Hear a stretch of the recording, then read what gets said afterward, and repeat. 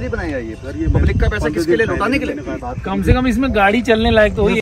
अब या तो आप ये लिख के दोगे या आप 2 दिन में काम कराओगे, में से कौन सा विकल्प आपको चाहिए। तो 2 दिन में अगर लेवल नहीं मिला तो तीसरे विकल्प का इस्तेमाल मैं कर दूंगा। ये तुम्हारा व्यवस्था क्या है वो बताओ ना। आईएएस की नौकरी छोड़ राजनीति में आने वाले जम्मू कश्मीर के शाह फैसल अब फिर से भारतीय प्रशासनिक सेवा में वापसी कर रहे हैं। आपको एक सपना दिखाया जाता है, सिविल सर्विसेज ज्वाइन करने का सपना, IAS।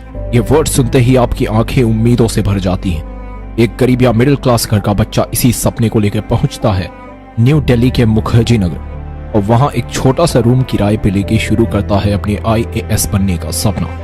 कई लोगों के लिए यह सपना उनके पेरेंट्स की उम्मीदों को पूरा करना है और कई के लिए यह पैसा, पावर या सोसाइटी में चेंज लाने का एक टूल है। इसके बाद एक एस्पिरेंट अपने पूरे एफर्ट्स लगा के मेहनत से पढ़ाई करने लग जाता है। सुबह से हिंदू और फिर कोचिंग और कोचिंग से आके रिवीजन और इन सब के बीच बहुत लिमिटेड खाना खा के सो जाता है जिससे सुबह आसानी से जल्दी उठ सके। एक एस्पिरेंट कम से कम 6 साल तक ये करने का कमिटमेंट दे देता है खुद को, जब तक ये एग्जाम क्लियर ना हो जाए या अटेम्प्ट्स खत्म ना हो जाए। कोचिंग से, पेरेंट्स से, समाज से एक एस्पिरेंट को तैयारी से लेके IAS IPS बनने तक का सपना दिखाया जाता है, लेकिन UPSC एग्जाम में फेलियर की कोई बात ही नहीं करता। कोई नहीं बताता कि अगर 6 अटेम्प्ट्स के बाद भी सक्सेस नहीं मिली तो एस्पिरेंट कहां जाएगा या क्या करेगा। मैं इस वीडियो में आपको UPSC का एक ऐसा डार्क साइड और कड़वा सच दिखाने वाला हूं जो शायद आपको इस पूरे प्रोसेस और एग्जाम के बारे में सोचने पे मजबूर कर देगा। पहले लोग पूछते थे, अब मैं खुद से पूछता हूं, इस साल ना निकला तो क्या करूं। UPSC सिविल सर्विसेज एग्जाम में हर साल लगभग 11 लाख एस्पिरेंट अपना सपना लेके ये एग्जाम देने बैठते हैं और इसमें से सिर्फ 10,000 बच्चे ही इस एग्जाम के मेंस के लिए क्वालिफाई करते हैं, जिसमें से फाइनली सिर्फ 1000 सीट्स की ही वैकेंसी होती है और IAS बनते हैं सिर्फ 180। जो लोग IAS बन जाते हैं उनकी फोटो हर न्यूज़पेपर, सोशल मीडिया पेजेस और वेबसाइट्स पे होती है। लोग सेलिब्रेशन के साथ IAS का वेलकम करते हैं, लेकिन कोई उन 99% बच्चों के बारे में बात ही नहीं करता जो अपना 100% देने के बाद भी फेल हो गए। ये एग्जाम कितने ही यंग स्टूडेंट्स का सालों खा जाता है, कितनों की जवानी खा जाता है और इसके बाद बच्चों के साथ क्या होता है ये कोई नहीं जानता।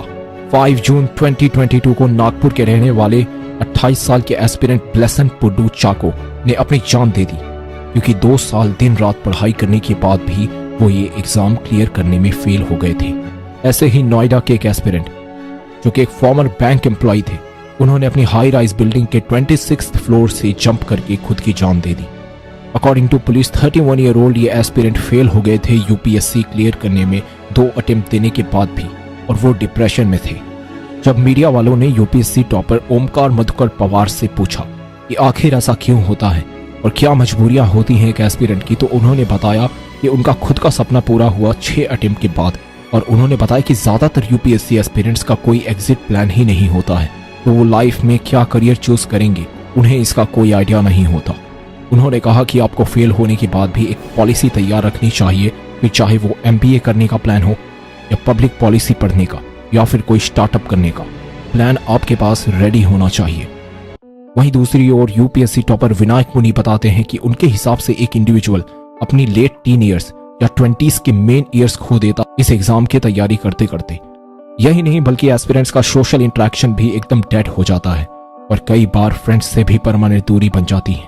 उन्होंने कहा कि इट्स नॉट वर्थ इट 24 घंटे लाइब्रेरी में बैठ के पढ़ना और कोई सोशल लाइफ ना होना, वो भी एक ऐसे एग्जाम के लिए जिसमें 99% चांस फेलियर के ही हैं, ये वर्थ इट नहीं है। बल्कि आप ट्राई करो कि आपका एक सॉलिड बैकअप प्लान भी हो और तैयारी को नॉर्मल लाइफ के साथ बैलेंस करने का ट्राई करो। आपको अपनी पूरी जिंदगी एक गवर्नमेंट एग्जाम के सराउंडिंग नहीं बनानी चाहिए क्योंकि लाइफ एक एग्जाम से बहुत ज्यादा बड़ी और वैल्यूएबल है। संदीप भैया, आपने कभी ऐसा नहीं सोचा कि अगर आप कोचिंग ज्वाइन करते तो उससे थोड़ा बेटर ही होता, मतलब कुछ तो और हेल्प मिलती ही।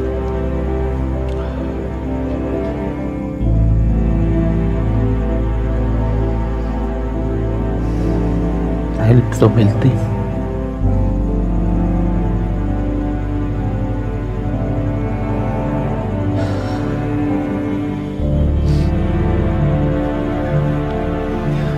के बताऊं?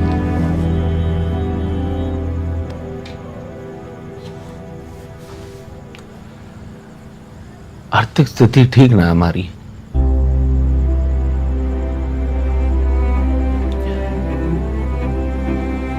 एक रोटी के बारे में सोचूं बापू की, ये कोचिंग के बारे में सोचूं, ये हालत है। मकर जाओ रखे है।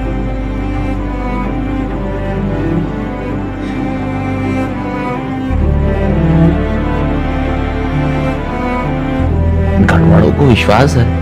साल 2017 में Delhi based IAS coaching centre ALS ने क्लेम किया कि 990 सेलेक्टेड कैंडिडेट्स में से 244 कैंडिडेट्स ALS से थे। वहीं वाजीराम एंड रवि, एक और पॉपुलर कोचिंग, ने क्लेम किया कि सिलेक्टेड में से 400 स्टूडेंट्स उनके कोचिंग सेंटर से। और वहीं दूसरी ओर चाणक्य नाम के एकेडमी ने क्लेम किया कि 355 स्टूडेंट्स उनके कोचिंग से सिलेक्ट हुए हैं। ये नंबर्स तो कुछ मैच नहीं खाते। कोचिंग लेने के लिए एक स्टूडेंट को कम से कम 1 से 2.5 लाख रुपए तक देने पड़ते हैं और कई कोचिंग मेंस और ऑप्शनल के लिए अलग से 10,000 से लेकर 50,000 रुपए तक की फीस रखते हैं। इंटरव्यू प्रिपरेशन और मॉक टेस्ट के लिए भी अलग से पैसे लिए जाते हैं। एक्सपर्ट्स का मानना है कि coaching industry is worth 3000 crore और हर साल ये नंबर बढ़ते जा रहे हैं। प्रॉफिट्स बनाने का डर्टी गेम इतना बढ़ चुका है कि अलग अलग कोचिंग सेंटर सेम स्टूडेंट का नेम इस्तेमाल करने लग जाते हैं कि ये स्टूडेंट हमारा है, जबकि उस स्टूडेंट को खुद नहीं पता होता कि वो इन कोचिंग इंस्टीट्यूट्स में कभी गया भी है। एक एक्स यूपीएससी चेयरमैन ने दी प्रिंट मीडिया को बताया कि coaching centres are not enough to crack the exam. Self study बहुत ज्यादा इंपॉर्टेंट है। तुम्हारा चांसलर का देखो विला है, 10 बीघे में उसका मकान है, आगे ग्रीनरी है, पीछे ग्रीनरी है, सुबह उठ के प्राणायाम करता होगा। जैसे वो आईएएस बना, देखिए आईएएस बनने से एक दिन पहले और आईएएस बनने के तुरंत बाद जीवन में ना पैराडाइम शिफ्ट आ जाता है। हल्का फुल्का परिवर्तन नहीं आता है। उसे ईसीजी के लेवल पे देखे ना, तो एक तो ये चल रहा है, एक तो ऐसा हो जाता है अचानक। तो बहुत से एस्पिरेंट्स को लगता है कि एक बार वो आईएएस या आईपीएस बन जाएं, फिर वो सोसाइटी में बहुत कुछ चेंज कर देंगे, वो करप्शन मिटा देंगे और इंडिया को ग्रोथ की ओर ले जाएंगे। लेकिन सच्चाई से काफी दूर है।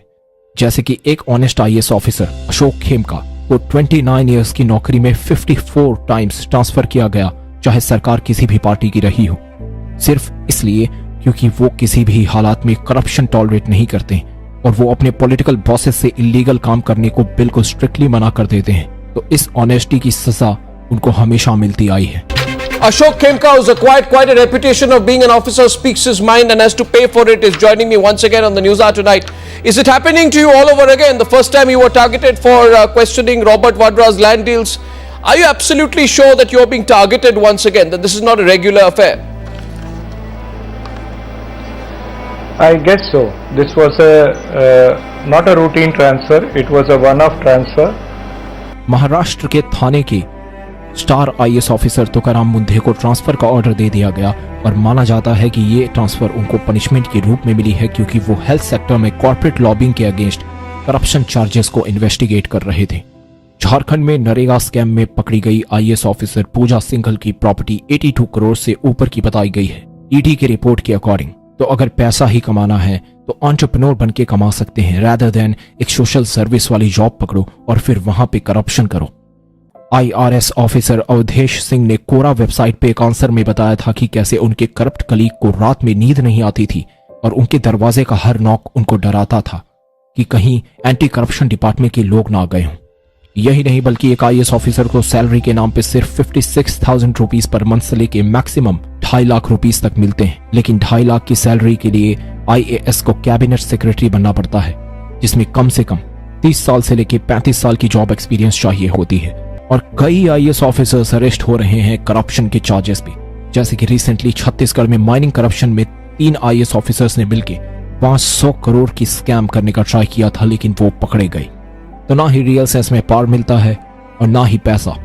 ये जॉब नहीं, एक सोशल सर्विस है। अगर आपका गोल समाज सेवा है, सोशल सर्विस है, तो एक लिमिट में जरूर इस जॉब को आपको बहुत इंपॉर्टेंस देनी चाहिए, और वो भी एक बैकअप प्लान के साथ। ये बात अक्सर इस तरह आकर के अटक जाती है, पूछो पर क्यों बनना है? नहीं बनना होता है ना, नहीं पर क्यों बनना है? अरे जाहिर सी बात है, इसमें बताएं क्या, तो बनना ही होता है, सबको अच्छा लगता है। तुम्हें क्यों अच्छा लगता है? ये ऑब्वियस नहीं है क्या? नहीं ऑब्वियस है, बताओ। तो इसको कहेंगे अरे हटिए, आपको समझ में नहीं आता, आपसे बात क्या कर रहे हैं, आप आदमी ठीक नहीं है। हमारे यूथ को सरकारी नौकरी के माइंडसेट से निकालना पड़ेगा। अगर देश को सच में आगे ले जाना है तो इंटेलिजेंट लोगों को अलग अलग फील्ड्स में जाना चाहिए, जैसे कि entrepreneurship, computer science fields and many others. हमारे यूथ को स्किल्स लर्न करके अलग अलग करियर्स एक्सप्लोर करने चाहिए, जिससे देश और उनका दोनों का फायदा हो सके। अगर आप ऐसी ही और वीडियोस देखना चाहते हैं तो चैनल को सब्सक्राइब कर दीजिए and hit the notification icon. I see you guys in the next episode.